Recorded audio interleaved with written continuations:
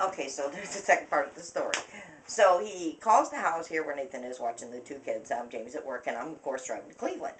So he tells Nathan to call 911. So Nathan calls 911. Mind you, we live in a very small town. It's a volunteer squad. So he calls, and they say, 911, what's your emergency? And he says something about bleeding. My dad, Mark Bowen, is bleeding or something like that. And they're like, what's the address? He's like, I have no idea. I could just tell you where it is. And my dad told me he called the squad. I thought to myself, huh, I don't think Nathan knows the address out here. He just knows how to get out here.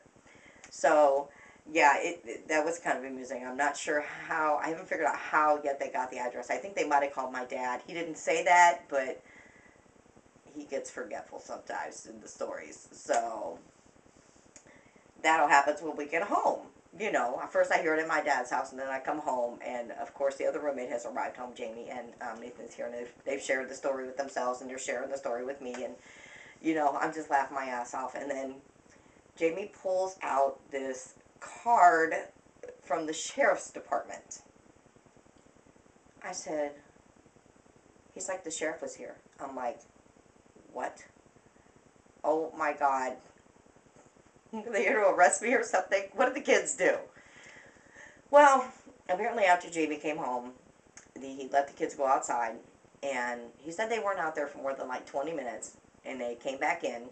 This was at like 5:30 or something like that. They were back in by 6 o'clock, and didn't say nothing. You know, just came in and started playing video games. You know, we're real good and whatever. And he said that there was a knock on the door about 7:30, and that apparently there's like 6 or 8 neighborhood kids that all hang together around this varies like 9 to 13 or something like that. They all hang out together. So apparently they were throwing rocks. My older son says that he wasn't throwing rocks. He was pretending, along with his best friend Larry was pretending, and Tristan. Everybody was pretending except for my youngest son, Caleb. And if you don't know Caleb, he's special.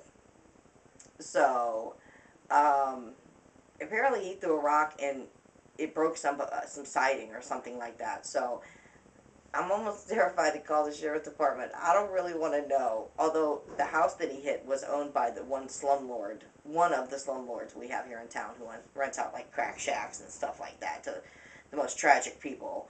So, yeah, that was pretty much the day. I couldn't write all that crap down. It had to be said. So, there it is. Hope you enjoyed part 1 and part 2.